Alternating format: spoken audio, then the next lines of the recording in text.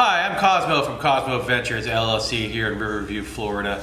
Thanks for joining us once again. Today we're going to be taking a look at what Nitrox is and why do we want to use it. I get this question quite a bit as I don't go deep. Why do I need to use Nitrox? So stay tuned and join us. So for this segment, we are going to be talking about the most popular scuba specialty, which is Nitrox. We'll be talking about it in the recreational arena. And so let's jump in and get started. First, let's get started with what is air. Real generally, what we're talking about when we're talking about air at sea level is it is made up of 20.9% oxygen and 79% nitrogen. And the rest is a mixture of a bunch of different gases and elements. So with that, we're going to go into what Nitrox is. Nitrox is any gas mixture with the O2 content of 22% up to 40% oxygen. This is a really good recreational gas for our depths between, I would say, 20, 30 feet down to maybe 110, 115 feet is really the best use of this gas. We are today going to just be talking about the recreational side of it. This would be the Nitrox is the first level of if anybody's real journey into technical diving, but this is a recreational gas mixture. A brief history where Nitrox come from.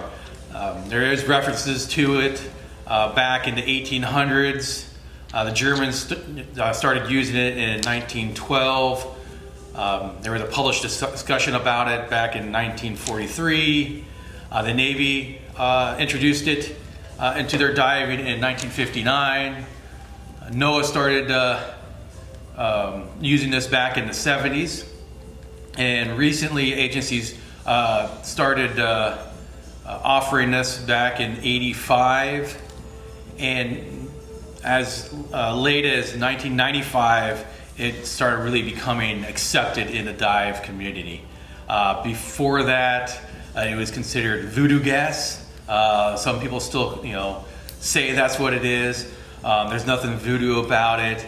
It's very good for you, and we're going to be discussing what those benefits are here in just a minute. So there are some direct benefits of Nitrox with the elevated levels of oxygen. What it can do is extend our no decompression limits for our dive because we are breathing less nitrogen during that dive. It can reduce our surface intervals between dives. The reason it does that is because when we're doing our dive with less nitrogen in our tanks, that means that's less nitrogen that's been absorbed into our bodies.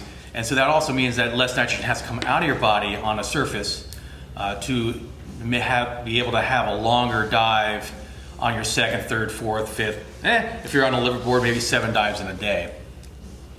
You can also use it as a safety buffer to keep you farther away from those no decompression limits. So you can dive it and restrict your dive times to, say, an air dive instead of using the Nitrox advantage of staying down longer. So what that does is it puts you farther away from that no decompression limit, especially as we get older.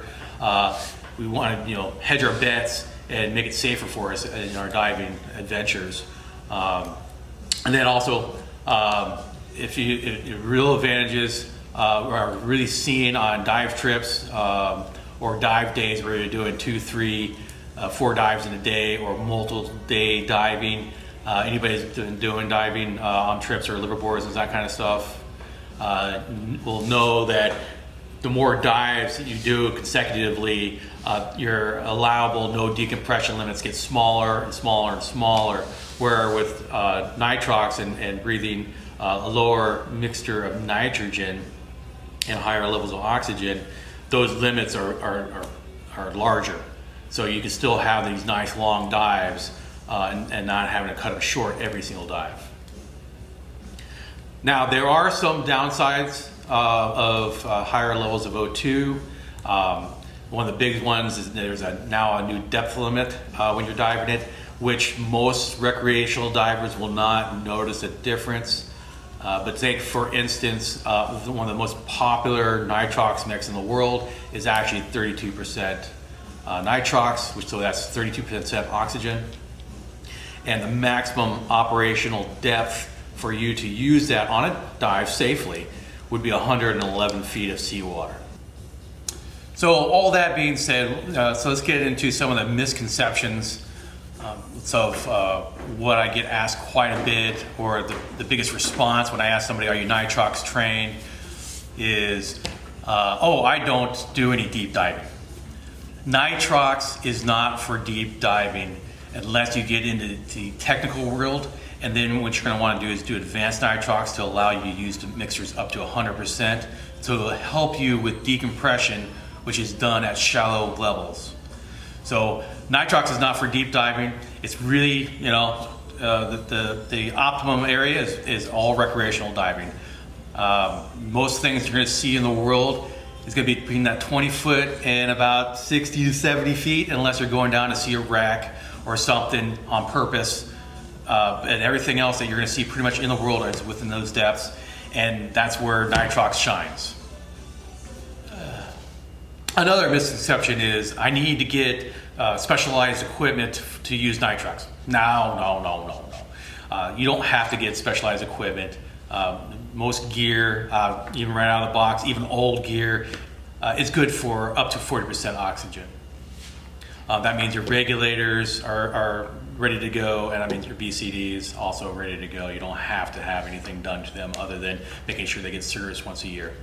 The other thing is, majority of computers on the market for a long time has had the option of nitrox in the computer. So you just switch it from air to nitrox, and then you can put in the percentage of oxygen that you're breathing on that particular dive. It's not like the old days where you only had air computers, or there was very few on the market that actually did nitrox back in, I'm talking 27 plus years ago. So you don't have to get a special computer for it. The other thing is, if you can do the tables, you can actually do the calculations for the equivalent air depth. And if you had to use a computer that didn't have nitrox, you can actually figure out how to do the dive with the gas that you're breathing with that air computer. Now, the one thing that you do have to typically get O2 service so that you can use nitrox in would be your scuba tank. And that's because there's a couple ways that we make nitrox. One of them that is partial pressure filling. And what happens, how do we do that? What we do is we put O2 into the tank first, and then we'll top that with our compressed air to both dilute the oxygen and also bring the tank pressure up to a usable pressure so that we can actually do these dives on nitrox. The other way to fill nitrox is to do what they call continuous blending, and there's a couple ways of doing that, but both what you're doing is you're feeding a higher level of oxygen into your scuba compressor and then put it into a tank or a bank system, so that then you can, from that bank system, put it into a tank. So like here at Cosmo Ventures LLC, we actually bank 36%, so that we can actually basically fill into any scuba tank up to 36% without having to actually add 100% O2 to it to make our mixes. We can also dilute down just by the level of nitrox we put in there, and then top it with air. Now, this has been a really quick overview of nitrox, so there's definitely a lot more to learn. So if you want to know more about nitrox, sign up for a class, or come on in and we can talk, and you can start using it in your own adventures. So if you liked what you were watching, hey, hit the like button. If you have a comment, hey, post that comment. We appreciate it. If you want to see more of what we're doing, hit that subscribe button. You can always visit us at cosmoventures.com, or come on and see us at 11232 Boyette Road here in Riverview, Florida, and come visit us at the shop. Well, you're welcome at any time. So until next time, go diving and be safe.